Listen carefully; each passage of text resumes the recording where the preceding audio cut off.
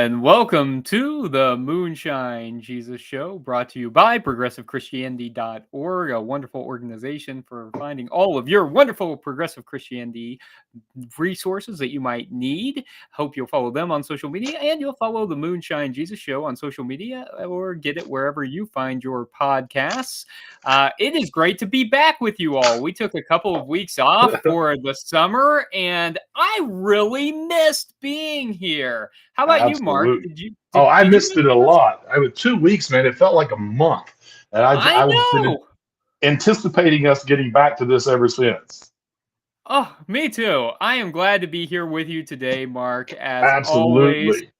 Today we're going to be talking about DC's new movie, The Flash. Yes. It's been out for a couple of weeks. That's the good thing about waiting a little bit, is that you all have had a chance to watch it, which is good because we're going to spoil it for you if you haven't seen it. It's a spoiler-full zone. So if you want to go see it and you haven't yet, just know that if you listen to this episode, you're going to know a little bit about what happens. And we are going to start off today with some drinks. Do you have a fun drink ready today, Mark? I do. I have a drink called The Flash, and this actually comes from Giada, the Food Network star. It's called The Flash. It's an ounce of whiskey, an ounce of Amaro. Of course, it's got an Italian liqueur in it with it being an ounce of lemon juice, some simple syrup, egg white, all mixed together in a shaker. And then I've garnished it with a little orange flash lightning symbol there. So absolutely. So really good. How about you? What are you going with? Well, okay, I like that yours is kind of yellow because mine is red. I thought I want a drink that's red for the Flash, right? Fair, right. I thought I'm going to get something that has wind or gust in it because of how fast he goes. So I'm drinking a Bay Breeze, cranberry juice, pineapple juice, and vodka. So we've got the red and the yellow there. Yep, absolutely. Cheers to you, Mark. Cheers. Oh, that is. Giada knows what she's doing. That's good. Of course she does. Always. All right. Hey, let's take a couple more sips and let's come back and geek out about The Flash. Yeah.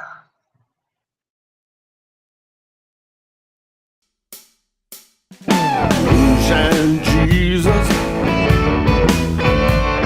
Moonshine Jesus. Moonshine Jesus. Moonshine Jesus, won't you shine a light?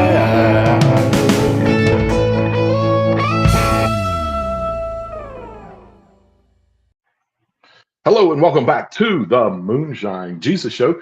You're joining us for our Geek Out section of the show where we geek out about the show. Now, just know we won't spend too much time geeking out, although we could probably spend hours doing it. We're going to leave plenty of time for some theological, political kind of perspectives that we get from the movie. But first, we do want to geek out a little bit about the show. But before we can get there, Caleb, I feel like I'm certain it's important that we talk about the elephant in the room here. And that is, this movie stars a person who has had a lot of issues over the last many years, including the possibility of grooming young kids, of violence, of breaking and entering. And so I'm curious, what was when you were thinking about the background of the main star, which they knew, the film company knew that might be an issue and how we're going to deal with it. Matter of fact, they pulled him off of all press outlets. He was not doing any press for this movie at all. What was your thoughts entering in on how you were going to grapple with that and think about that and deal with it? Yeah, so first of all, I think DC was smart in pulling Ezra Miller off of that and really focusing on Michael Keaton as Batman. I mean, this almost could have been called Batman instead of the Flash. I think they really. There's some people who were saying it should have been called Batman the flash point or whatever. Something like that. Yeah, and they really marketed it that way, and I thought that was a smart move. Look, this is one of those questions: can you separate the art from the artist? And I think to some degree we need to try to do that. I've always thought, though, I actually kind of thought they shouldn't release it for that reason. I Right. actually kind of always had problems with Ezra Miller playing the Flash. I would have loved Okay. to have seen Grant Gustin from the Mhm. Arrowverse play the Flash. I Agreed. thought he did a fantastic job.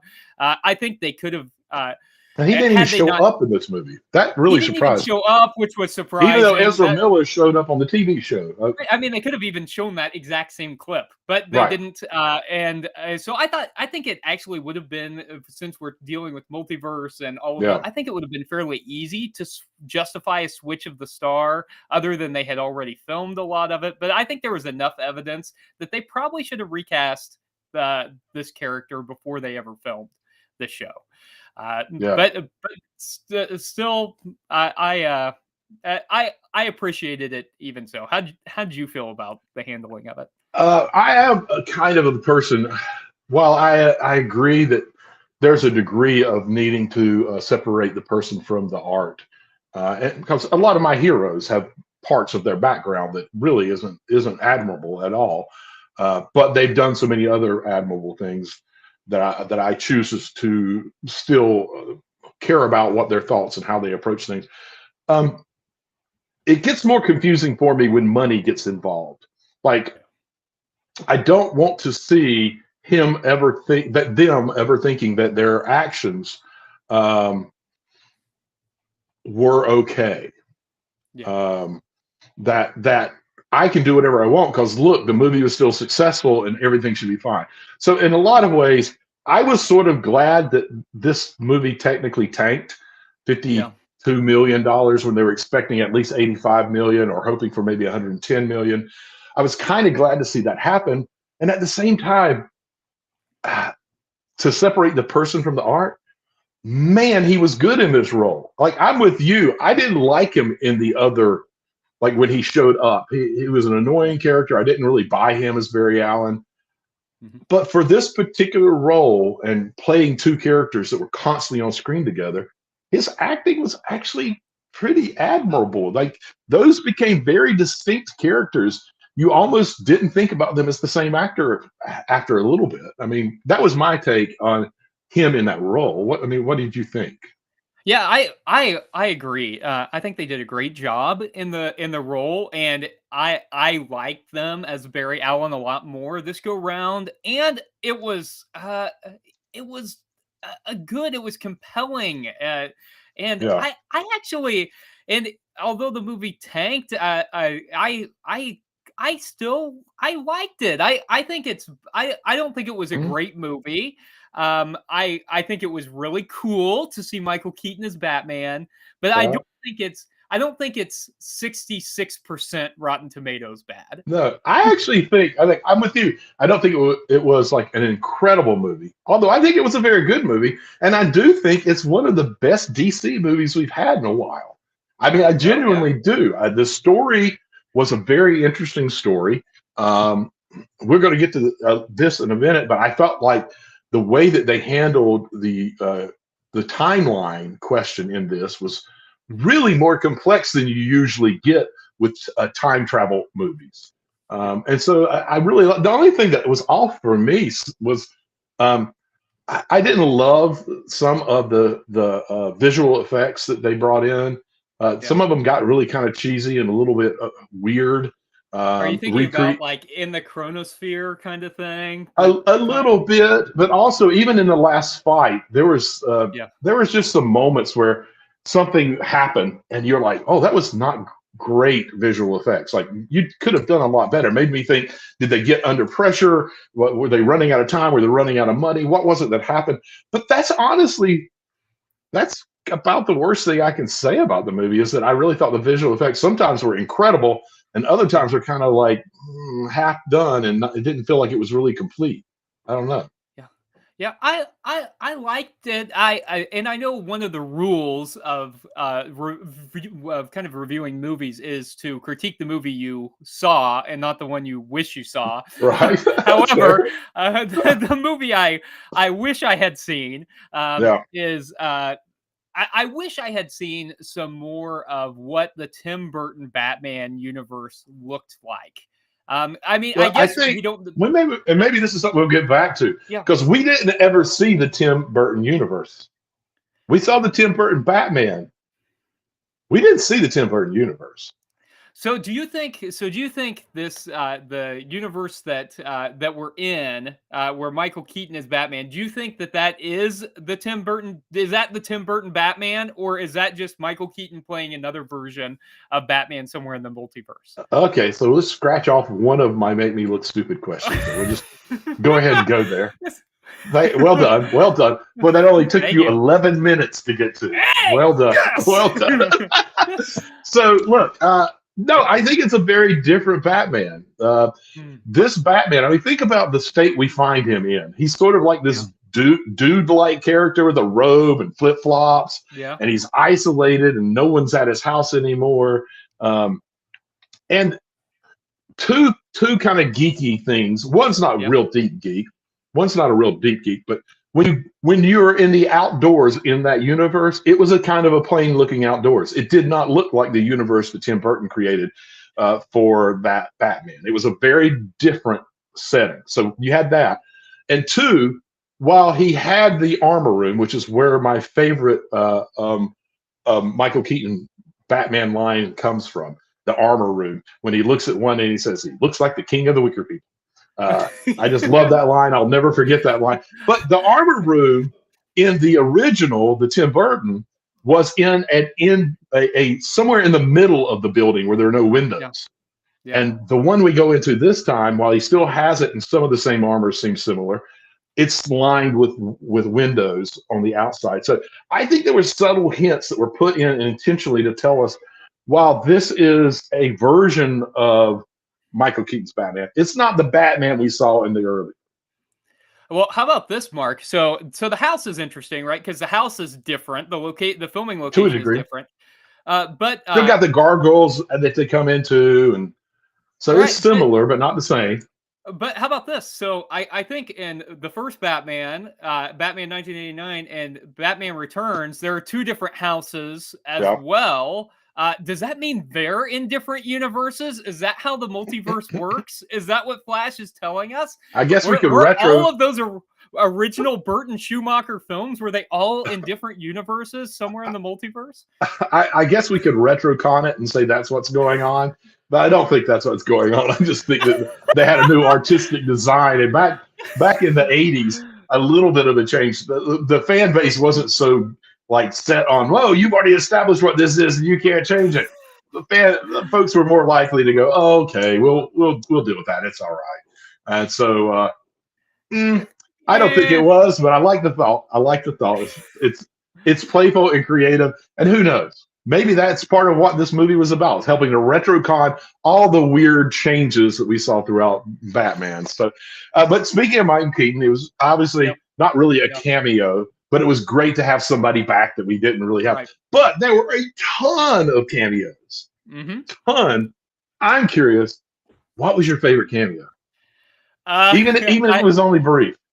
Oh, I think I've got to go with the Nick Cage as Superman cameo. That was so, because and it was funny that I think a lot of people, I guess, didn't know that he was that Tim Burton was for a while. There was he was going to direct the Superman with Nick Cage, and the deal was that Warner Brothers had this ridiculous requirement about the spider that he was the giant spider, and he couldn't have the regular Superman suit. It had to be a different Superman suit for some reason.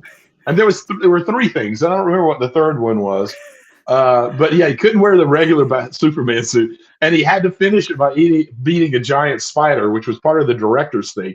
And the director, while that movie never got made, but they did cast him and do some testing in the new suit. The director then went on to make Wild Wild West, in which, on the final scene, they'd fight a giant mechanical spider. giant This guy had some kind of hang up with giant spiders. I don't understand what that was about, but that was kind of crazy.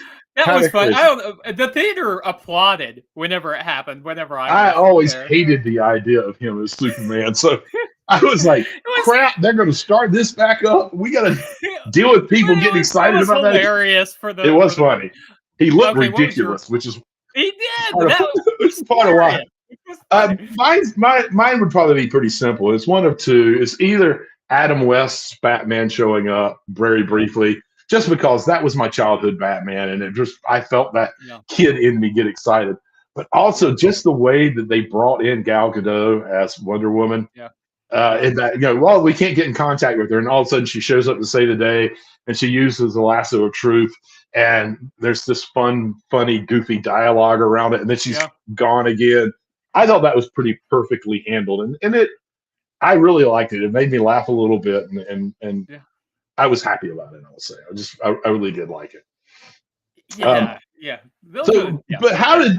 what did you think about, this is what I was saying we'd probably come back to, about the DC Universe's handling of how time and timelines work and how changing things work? Because first of all, I want to hear what your thoughts are on that. Well, let me say, first of all, again, that I thought this was, I agree, this was a better movie than DC's had put out in a while. Right. I do think, though, that the Arrowverse handled the Flashpoint narrative and the whole concept of the multiverse better than the movie did. Once again, that I liked it better. I felt like we got a fuller exploration of the multiverse, and I kind of liked the Flashpoint story. That being said, I think it was kind of a confusing handling of the way timeline works. Although hearing Michael Keaton explain it while cooking a bowl of pasta in his dude-like persona is pretty terrific. Absolutely unbelievable how important spaghetti became in this movie. Like it was important from the very beginning. His dad talking about when your mom makes spaghetti and the smell of onions and garlic and tomatoes in the air. Like, it's unreal that you can make a movie, a superhero movie about time travel, where maybe the most important concept is spaghetti and tomatoes. And the tomatoes, like moving the tomatoes. I loved him talking about it, and then the Barry, that universe Barry, saying, "And what's the Parmesan cheese for?" And the Prime Barry saying, "It's just a garnish. The metaphor's over." The metaphor's over. That's great. So I thought the thought of like how they're going to justify, different ages of Batmans and stuff. I think it's going to be interesting to hear. I don't know. I think it was between. See, I kind of loved. Yeah, and I think it was important. Like they brought in Back to the Future, and really. Now that was great.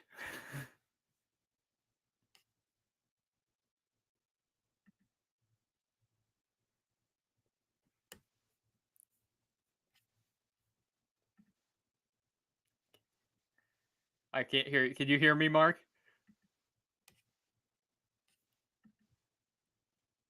One moment, please.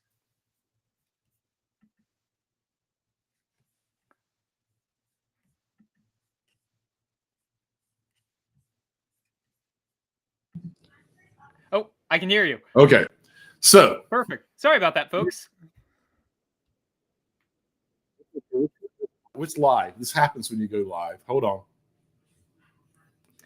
I can hear you fine, Mark. Just a second.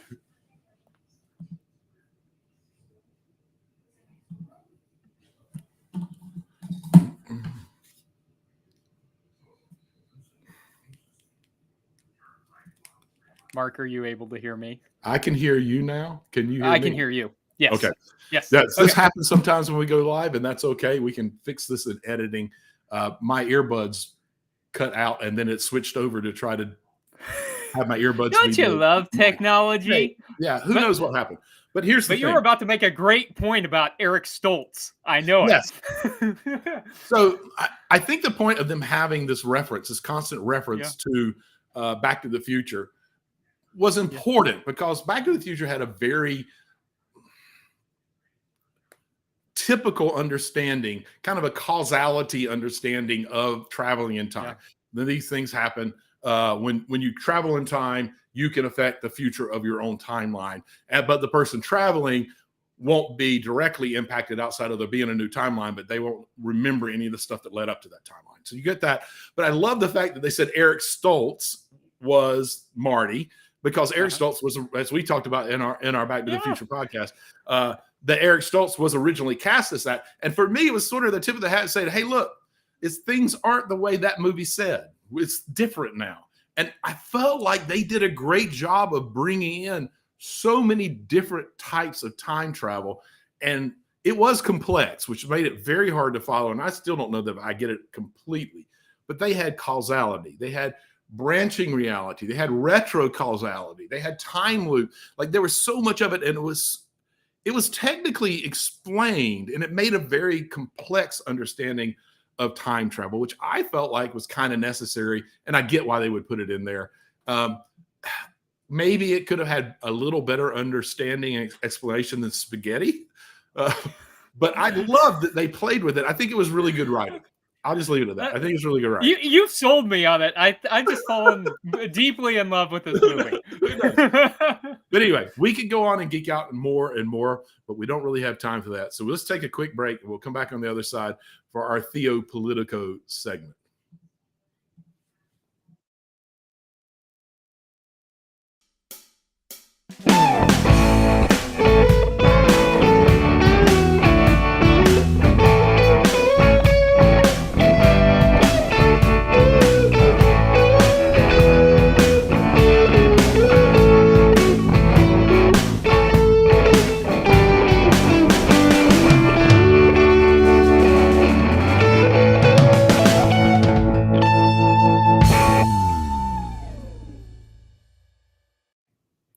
Welcome back to the Moonshine Jesus Show. We are entering in our segment where we talk about the theology and politics of our show. Today we are talking about The Flash. Before we completely transition, I've got to say one thing that I would have loved to see, though, Mark, is I would have loved to have seen Billy D. Williams as Two-Face, as he was going to be in the Tim That Burton, would have been, I would have universe. loved that as well. Two-Face is one of my favorite villains, so I would have really appreciated. And Billy D, I love anything he does. So yeah, I would have liked to have seen that too. And Marlon Wayans as Robin. I wish we could have gotten to see those two people just ever so briefly. But, absolutely fair. But as I said, I'm pretty happy with the movie, and there was a lot of Theo Politico stuff in it as well. And you mentioned just a couple of minutes ago, I think one of the highlights of the movie, which was at the beginning as Flash and Batman are fighting to kind of save Gotham City and this hospital and all. Wonder Woman comes in and ultimately saves the day and has a lasso of truth moment where she wraps the lasso of truth around Batman, and he starts giving out some very truthful statements like, if I really wanted to solve crime, I'd solve poverty and give all my money away. And that made me wonder, Mark, one, what's the most effective way to solve poverty? Is it billionaires, crime fighting, or is there something else that's involved? And this is a two-part question. So I want to know the most effective way to solve poverty, or how billionaires can be involved in solving poverty. And two, I want to know if this is kind of a geeky relation to that. Would Gotham City be better off without Batman? Ah, interesting. So solving poverty, obviously a very complex issue. The first thing you have to have is people with power actually being willing to solve poverty. And that's a big part of the issue, is that they're not. They benefit from a hierarchy. They benefit from having a large lower class. And they actually set up rules and laws to try to continue to push that on people, whether it's anti-abortion, anti-contraception, no labor, no unions. There's so many pieces that go on, and just the way we structure our economy intentionally pushes people down and makes it very difficult to move up. So we need the willpower to do it. But then it takes a complete restructuring. We have to completely restructure how we do our economy, and not just our economy, but how we handle our citizenship in terms of what we provide for our citizens. The fact that we are such a rich nation and we're one of the few developed countries that doesn't have some kind of a universal health care. That does push people into poverty over and over again. We don't have to have that. Harvard just came out with a study saying that if we had Medicare for all, it would save us something like $72 billion and more than, I don't remember the number now, 70,000 lives a year, something like, wow, big numbers. Just that was I'm probably off on the numbers, but it's something like that. So billionaires aren't going to solve the problem. They are part of the problem. There are those who are trying and are saying, like, I want you to do stuff to make it better. Would Gotham be better without Batman? Are you kidding me, man? Are you kidding me? The world needs Batman. No, I'm absolutely kidding. No, they wouldn't be better off, but there are probably better options. I'll just put it like that. They would be better off. A vigilante taking justice into his own hands, depending on the version of the Batman that we're talking about. Sometimes he's just like trapping people and holding them until the police can get there and then lets justice happen. Yeah.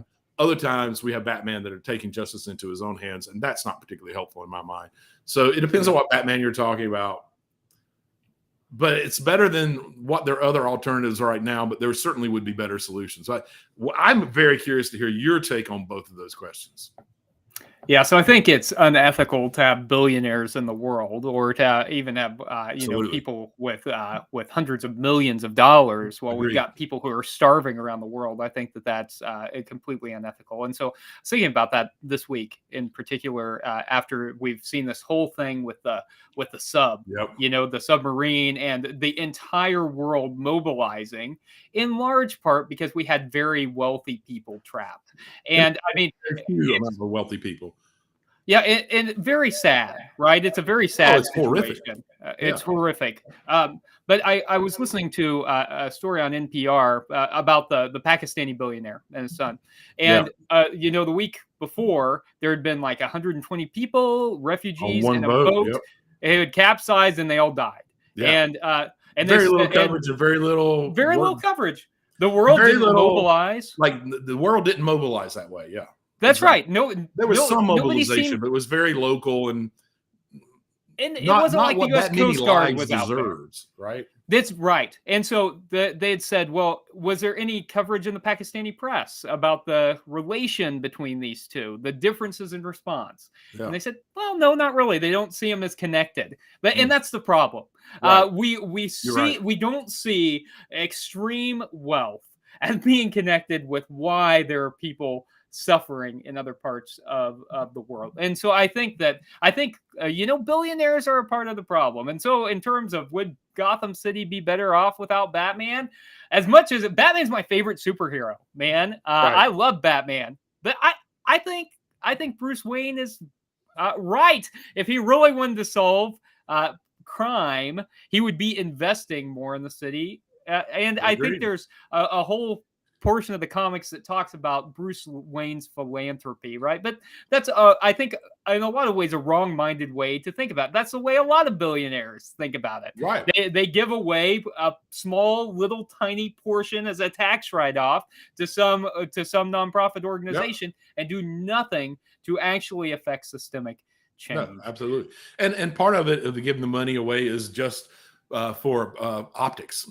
Like, it'll keep people from thinking I'm the person that's taking advantage of the system, like I'm taking advantage of the system.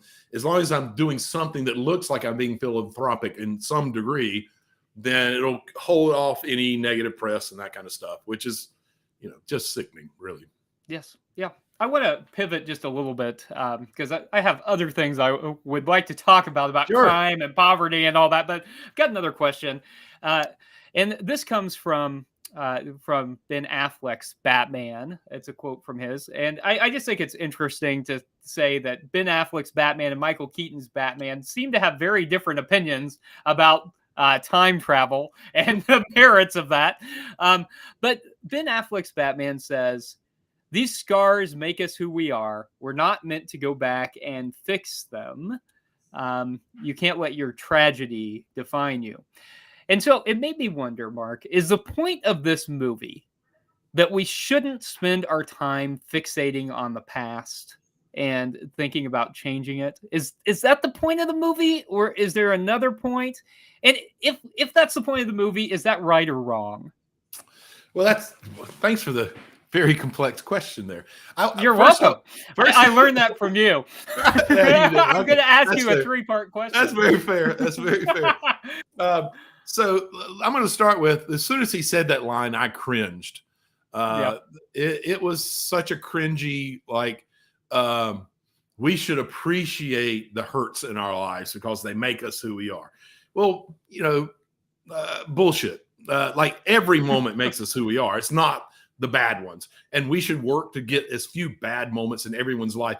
The bad moments don't make them better people coming out of it. The bad moments suck. They're not good. They're horrific. We should always work towards eliminating that in anybody's life.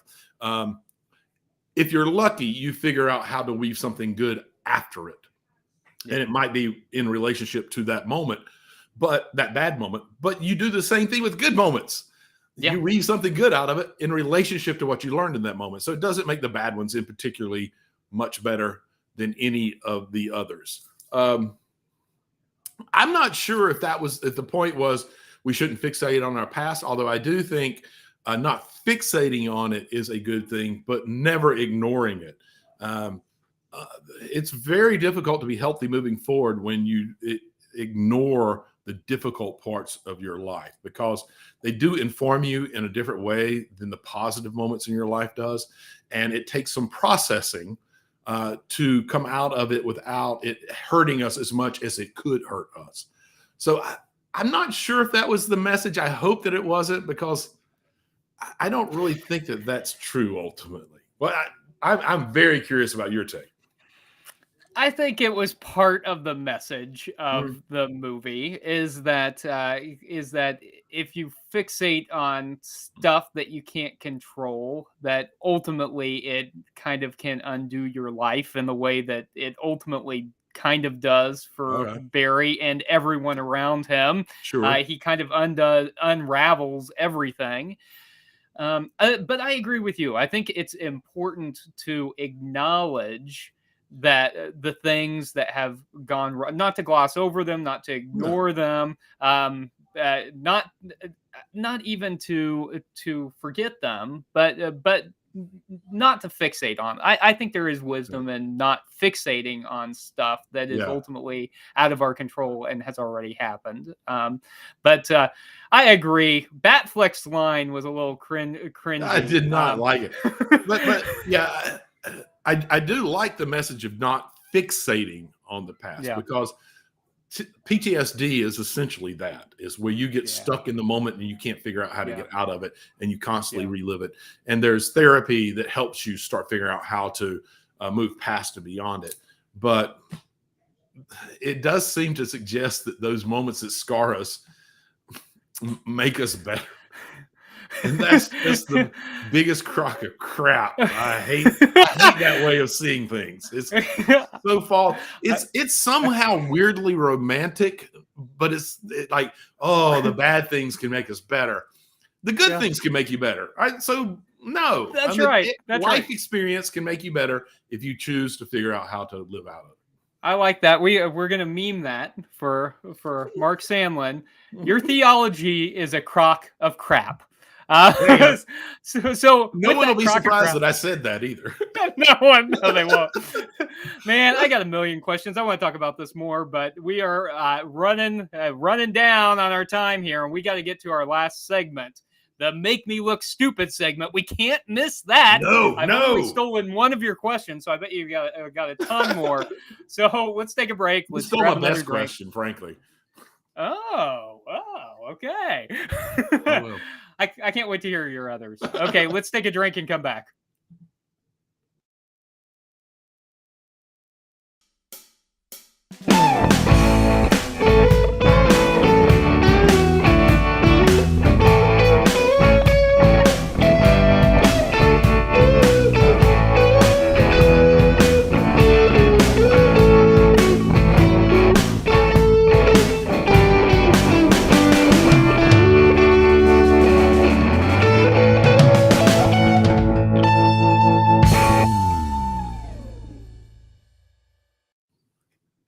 Hello, and welcome back to the Moonshine Jesus Show. You're joining us for, all the segments are good segments. We like them all. But maybe this is our favorite segment because we get to be a little goofy, a little playful, and hopefully make our co-host look stupid. So, like I said, you stole my best question. And the other two questions, I could go either way. But because of our opening with the colors of our drinks, I'm going to ask this question. Why do the berries have different lightning colors? Yeah, that's so I think in the comics, Reverse Flash has a different color than Flash, Right. and in the Flashpoint narrative in the comics, it is Reverse Flash that goes back and kills Barry's mom. I think interesting. that, Can we stop right there before you continue the thought? Yeah. It's interesting that in this movie, we never really get to hear any theory about who killed Barry's mom, other than a wild theory that it was just some random robbers in this really upclass neighborhood who comes in. We don't get any of that. I think we're gonna find that explored somehow if they hang on to Ezra Miller. How? If We're they not going to get another Ezra Miller movie. You don't think he seems to be? They seem to have held on to him in the Flash. They could have reshot the last scene and had a different Barry or something to reset. I guess it's the possible, but from some of the comments I've seen from the higher ups in DC, I feel like we've seen the end of Ezra Miller. And well, that's probably a safer place. bet. Yeah, that's probably a safer bet. We're honestly, if the movie had done really well financially, I think they would have tried to figure out how to do Ezra. The fact that it tanked, I think that's all they needed to say. We're not going to deal with what that could be. So, I don't know. So your answer is So my answer is I think that this universe Barry is playing the role of the Reverse Flash, and I mean we get to see him kind of transformed into that through the time loop thing. Yeah, but he becomes, kind of what is it? Dark Flash is really what he becomes. And they put kind of Professor Zoom kind of in with yeah, it. It's kind of that. a conglomeration of all those flashes. So he kind of is playing that role. As far as what technically would cause, I think the reason why really is because he's playing that and it's an homage to the difference in lightning in the comics. As far as the technicality of why it's different, I'm not sure we know. Do you have a theory? Yeah, I do. In the earlier movies, Barry had the blue lightning, which is what we saw from the younger Barry. Right? It was a blue. It was, And the older Barry had yellowish. They had changed. I really think it's this simple, and they kind of explained it, and they kind of did it in the movie. Like the older Barry originally was the same color as what we get from the younger Barry here, but he has a new suit that helps let go of the energy so it doesn't build up. Yeah. And so I think this is just the energy at a higher rate, so it becomes a brighter, more brilliant color. I think that's the in-universe explanation of it. Yeah. I think the real explanation of it is we got two berries, and when they're running really fast and we can't see which is which, we need something that differentiates It's hard to keep track of them. I really think that's like visually, that's what the real reason was. And they explained it away by saying, oh, the new suit like helps them let go of the energy. And so it's going to cast off a different color. That's my best guess. Who knows? I like that. And the suit was cool. I think my favorite moment in the movie, Mark, though, was whenever the Prime Barry loses his power and he starts doing that funky run. He does that weird run. Yeah, my favorite one was close to that. It was when he had lost his powers and he tries to, what do they call it when he vibrates through a wall? Phase through. When he tried to phase through the wall and he goes, bam! And he looks and he's like, and he tries it again. That was fantastic. That was absolutely fantastic. Oh, Okay. okay, man. I love that. Good question. I got a lot of questions that I want to ask you, but I think where I'm gonna land, since we haven't talked about this yet, is at the other elephant in the room that they did a pretty good job of keeping secret was that at the end, the Batman we get is not Ben Affleck, and it is not Michael Keaton, and Right. not Robert Pattinson. It is instead George Clooney. Yeah. So, which was a kind of a fun surprise, I think. Even though, and I think it's especially fun since his movie was notoriously absolutely terrible, and taken responsibility for that, and even said that he would reimburse fans for Yep. their movie tickets for seeing Batman and Robin, which famously killed that version of Batman. So here's my question, Mark, with all that Yeah. said. Yeah. Is George Clooney our new Batman You know, in the DCU, in James Gunn's DCU? you know what's so funny? Yeah. That was my other question. It really was. Oh, I love it. If I It was don't my- guess this Here's sooner. my other question. If I had let you go on Okay. first, you would have forced me to ask the question that I did ask you. Oh, this is a whole timeline thing. This is getting really interesting. Yeah. But yeah, if I'd let you go on first, which I frequently do, you would have asked me that question. It's and like it would spaghetti, it would man. forced me to ask the question that I asked you. I kind of love how this is working out for this movie about time travel. So here's my thing. Yeah. If the movie would have made money, Yeah. I think Clooney almost had to be at least in the next Flash movie. The fact that it didn't means that Ezra is probably not going to be the new Flash. They're probably going to do some kind of a time shift with all the multi-universes and make it let it be someone else. And so he's not I don't think Clooney at this point particularly is going to be the new Batman. He wasn't in the original screener that was played very early this year at a Comic-Con for a very small group of people. That scene never showed who Batman was. Yeah. It was a shot of the person getting out of the car. You only saw their feet, their shoes, and their pants. And then you hear Barry go, "Who the fuck is that?" And that was it. You never saw the person. So I don't think they ever meant to reveal it. I think more than likely Clooney had scheduling problems with doing anything to be in the movie. And then as they were wrapping it, he was available, and they just thought this would be a fun, cool fan kind of thing to do. So no, I don't think he's going to be, for those couple of reasons. I think we know at this point that Barry Allen is not back in his normal universe. Right. So I think no matter what happens to go into the new DC universe, we're going to see Barry Allen having to get back to his original timeline, or an alternative timeline where he's a different person. What did you think? This is our new Batman? Because I mean, there is the argument of we got to get away from I can't think of his name, the last guy that played Batman. Ben Affleck? No. In the last Christian Batman Bale? movie. Christian Bale. Yeah. No, not Christian Bale. Robert Pattinson. Man, many Batman. Too So many many Batman. Batman. Look at all the Too many Batman. I think there is going to be a move to get away from this younger kind of understanding. And so there is an argument to be made. You bring Clooney back, although he was so bad at it. Why would you bring him back? And he's good in many things, but there is an argument to say maybe you want to cast an older Batman and not a younger Batman to kind of separate it from the last Batman that people knew.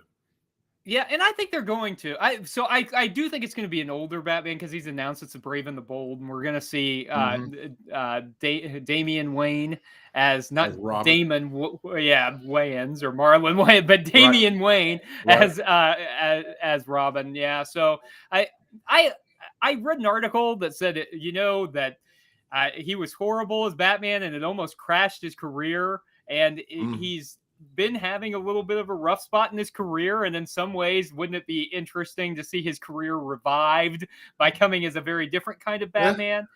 I'm not sure. mean, I don't think he's probably if anybody can help him revive revive it, it'd be James Gunn, so it's possible, but I'm just not buying it, man. I'm just not. Yeah.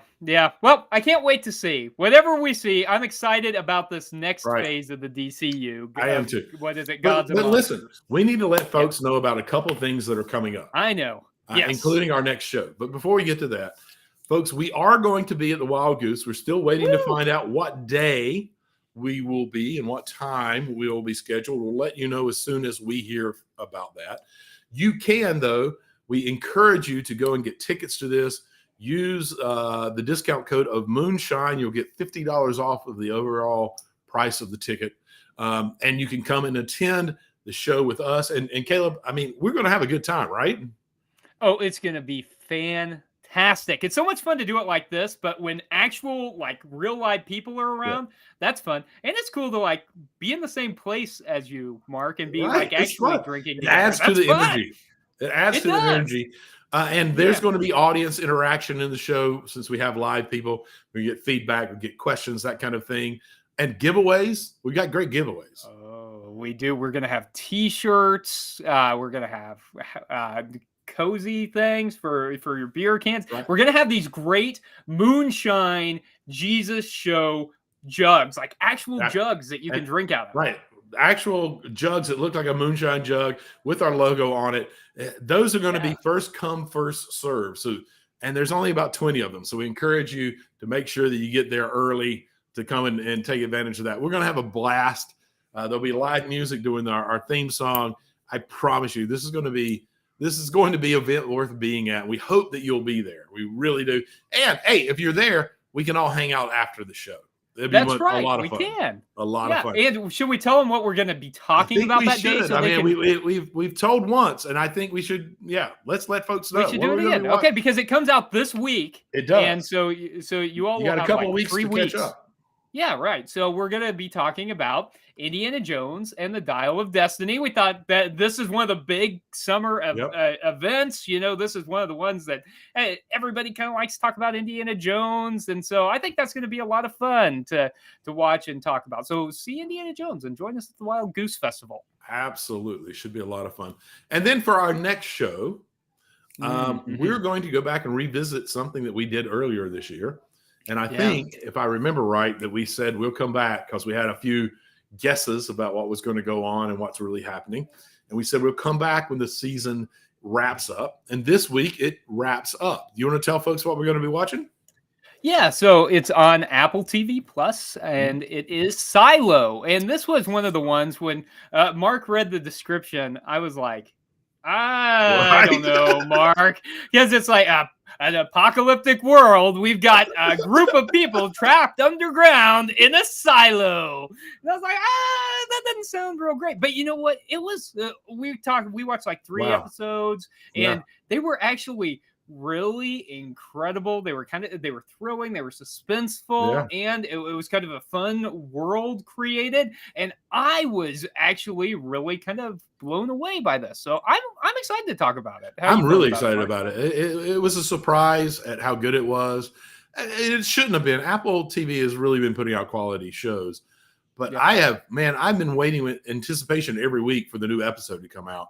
And so I'm going to be curious to see where they wrap up. There's some things that you just set up that are very interesting, but it's going to be fun to talk about. Cool. I'm excited. All right, folks. That's everything we know for today. We're really thankful that you showed up either to watch us live or to play us back on your favorite podcast. And thank you. You know, I say this every time. We don't get to do this show if you don't show up and enjoy it. And so I am so grateful. I know Caleb is too, for your presence here. And that said, we will see you the next time on the Moonshine Jesus Show.